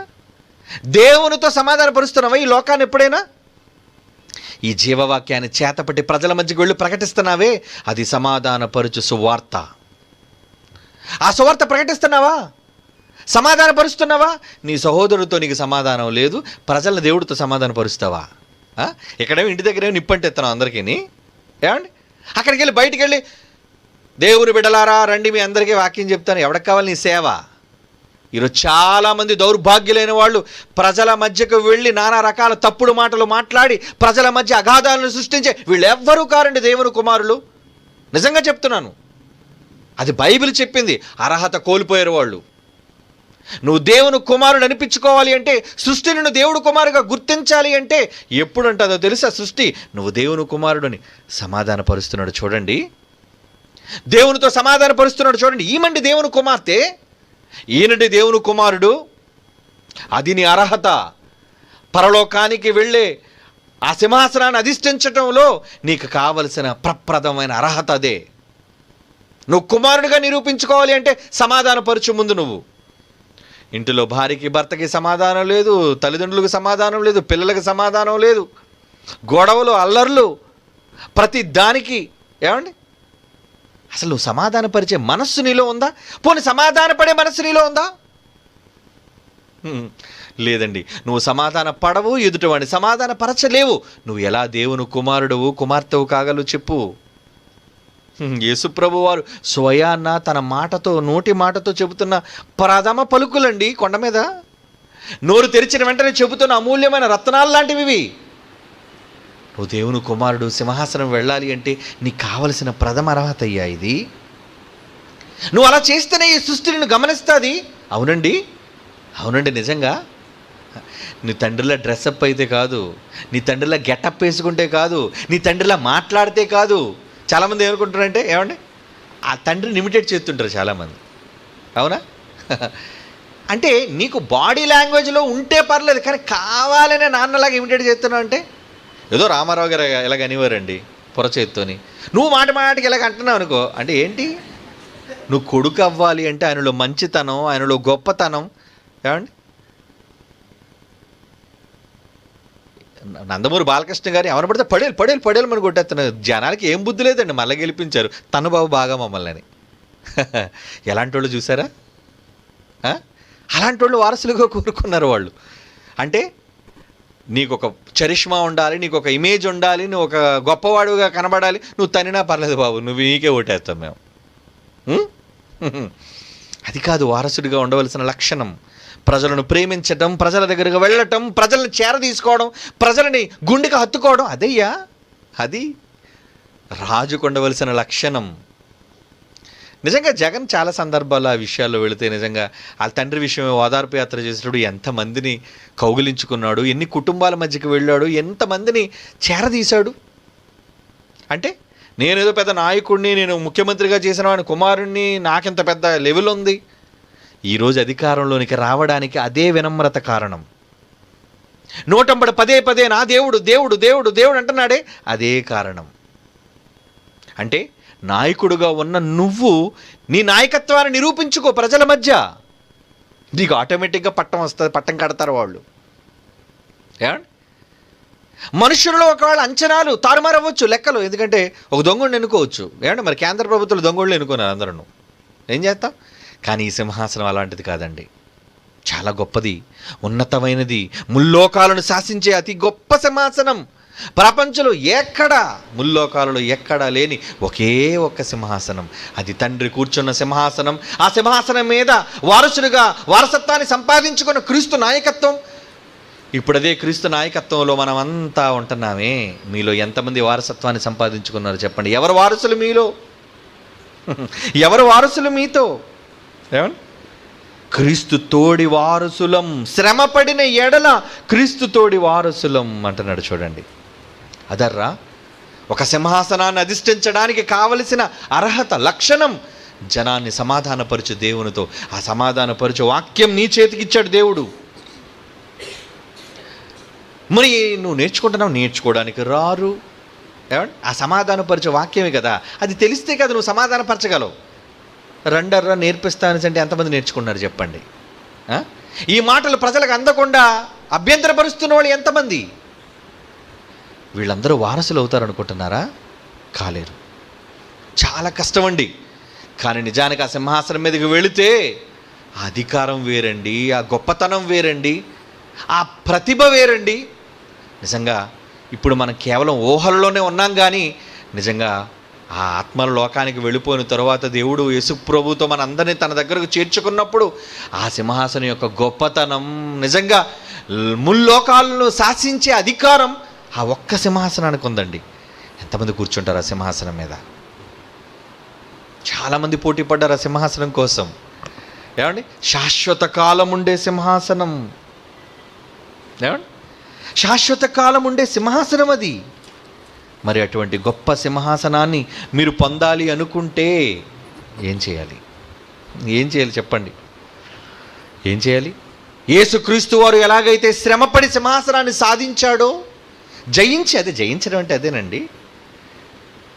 మరి నువ్వు దేనిని జయించగలుగుతున్నావు? నువ్వు శ్రమ ద్వారా దేనిని సాధించగలుగుతున్నావు? ఏది సాధించి సింహాసనం మీద నువ్వు వెళ్ళి కూర్చొని నేను వారసుణ్ణి అని చెప్పించుకోవాలనుకుంటున్నావు? ఏమండి నిజంగా వారసుడు అంటే వారసత్వం అనేసరికి పుట్టుకతో వారసత్వం వచ్చింది అని అనుకుంటున్నారు చాలామంది. పుట్టుకతో వారసులుగా మారిపోయారు, సింహాసనం మీదకి వెళ్ళారు, కానీ వాళ్ళ సింహాసనాలు, వాళ్ళ పరిపాలనలు ఎక్కువ కాలం నిలబడలేదర్రా. ఏమండి ఒక షాజహాన్ కడుపును పుట్టాడు ఒక దౌర్భాగ్యుడు ఔరంగజేబు, అవునా? కానీ వాడు ఎంత క్రూరుడు. తండ్రి కడుపున పుట్టి ఎంతో ఇబ్బంది కలిగించిన వాడు ప్రజలను, అటు రాజ్యాన్ని, అటు తల్లిదండ్రులను. ఇలాంటి వాళ్ళు ఉన్నారు, అధికారంలోకి వచ్చారు, కానీ ఆ సింహాసనం అటువంటిది కాదు. దుర్మార్గులు వెళ్ళరు ఆ సింహాసనం మీదకి. ఎవరైతే తమ ప్రతిభను నిరూపించుకుంటారో, అది భూమి మీద ఉన్నప్పుడు తాము దేవుని కుమారులమని ఈ ప్రకృతి గుర్తించేటట్లుగా, ఈ సమాజం గుర్తించేటట్లుగా అనాలి. ఈ సమాజం ఏమండి దేవుని కుమారుడండి ఆయన.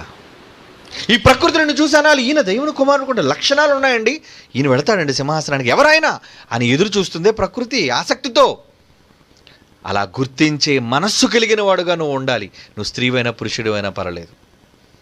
భూమి మీద అధికారాలు వచ్చాయనో రాలేదనో బాధొద్దు, భూమి మీద నేను పిలిచారనో పిలవలేదనే బాధొద్దు, భూమి మీద నేను గుర్తించారో గుర్తించలేదని బాధొద్దు. నీ దేవుడి కోసం నువ్వు నిలబడు, ఆ సింహాసనాన్ని సంపాదించుకోవడం కోసం నిలబడు. స్త్రీ పురుష భేదాలు లేవు దీనికి. అందరికీ ఓపెన్ కాంపిటీషన్ సంపాదించడమే నీ ప్రయత్నం, నువ్వు చేయటమే. ఆ సింహాసనానికి వెళ్ళడానికి వారసత్వాన్ని నువ్వు సంపాదించు. ఒక యేసులా, ఒక పౌలులా, ఒక పేతురులా, ఒక అబ్రహాములా, ఒక యాకోబులా, ఒక దావీదులా, ఇలా ఎందరో వారసత్వాన్ని సంపాదించుకున్నారు. భూమి మీద ఉండి రకరకాల పనుల్లో ఉన్నవాళ్ళు, రాజులుగా ఉన్నవాళ్ళు కొంతమంది, సామాన్యులుగా ఉన్నవాళ్ళు కొంతమంది. ఏమండి ఇలా రకరకాల పనులలో, రకరకాల ఉద్యోగాలలో ఉన్నవాళ్ళు కూడా ఆ సింహాసనానికి పోటీ పడ్డారండి. అదే శాశ్వతమైనది కాబట్టి, అధికారం ఎల్లప్పుడూ ఉండేది కాబట్టి.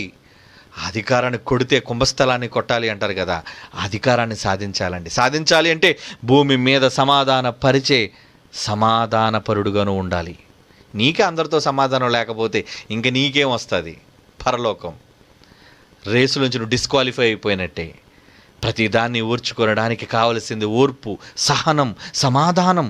ఎన్ని సహించాడండి, సిలువను సహించి అనే పదం ఉంది చూసారు. యేసుప్రభు సహించాడండి. దెబ్బలు సహించాడు, అవమానాన్ని సహించాడు. కొంతమంది చూడండి చిన్న మాట అంటే భరించలేరు, తట్టుకోలేరు, వెంటనే వేసానికి విరిగిపోయే మనస్తత్వం అంటారు. నువ్వు ఆ పరలోకానికి వెళ్ళేది? యేసుప్రభు ఎన్ని మాటలు, ఎన్ని అవమానాలు, ఎన్ని కష్టాలు, ఎన్ని బాధలు, వీటన్నిటిని అనుభవించుకుంటూ నిలబడ్డాడే. ఆయన తర్వాత అపోస్తులు నిలబడ్డారే, ఆయన తర్వాత మొదటి శతాబ్దం క్రైస్తవులు నిలబడ్డారే. ఈరోజు మన తరం, మనకొచ్చింది అవకాశం. కళ్ళు మూస్తే అవకాశం పోయినట్టే, బ్రతుకున్నప్పుడే ఛాన్స్. ఆ సింహాసనం కోసం అర్హతను సంపాదించడానికి నువ్వు భూమి మీద ఆయుష్య కలిగి ఉన్నప్పుడే నీకు అవకాశం. చచ్చావో పోయినట్టే, డిస్క్వాలిఫై. అవకాశం ఉండి అప్పుడు నువ్వు బాగుపడితే, నువ్వు రేసులో క్వాలిఫై అయితే వెల్ అండ్ గుడ్. లేదా ఇంకా నువ్వు ప్రయత్నంలోనే ఉంటే నువ్వు సింహాసనానికి ఎప్పుడు నువ్వు వెళ్ళలేవు, వారసుడు కాలేవు. కళ్ళు మూసుకొని ప్రార్థన చేసుకుందాం. పరిశుద్ధుడైన తండ్రి, మీరిచ్చే ఆ మహాలోకం, సింహాసనం, అధికారం పరిపాలించడానికి కాదు తండ్రి, మీ కుమారులుగా పుట్టినందుకు మీ వారసులుగా, మీ వారసత్వాన్ని మేము నిరూపించుకోగలిగే అవకాశాన్ని భూమి మీద మాకు దయచేయండి. అవును తండ్రి, మీ పిల్లలుగా, మీ వారసులుగా భూమి మీద మేము బ్రతుకుతున్నాము అని చెప్పుకోవడానికి మా ద్వారా మీ అద్భుత క్రియలను జరిగించవలసిందిగా ప్రార్థిస్తూ క్రీస్తు యేసు వారి అమూల్యమైన నామములో ఈ ప్రార్థన మీకు సమర్పించుచున్నాము తండ్రి. ఆమెన్.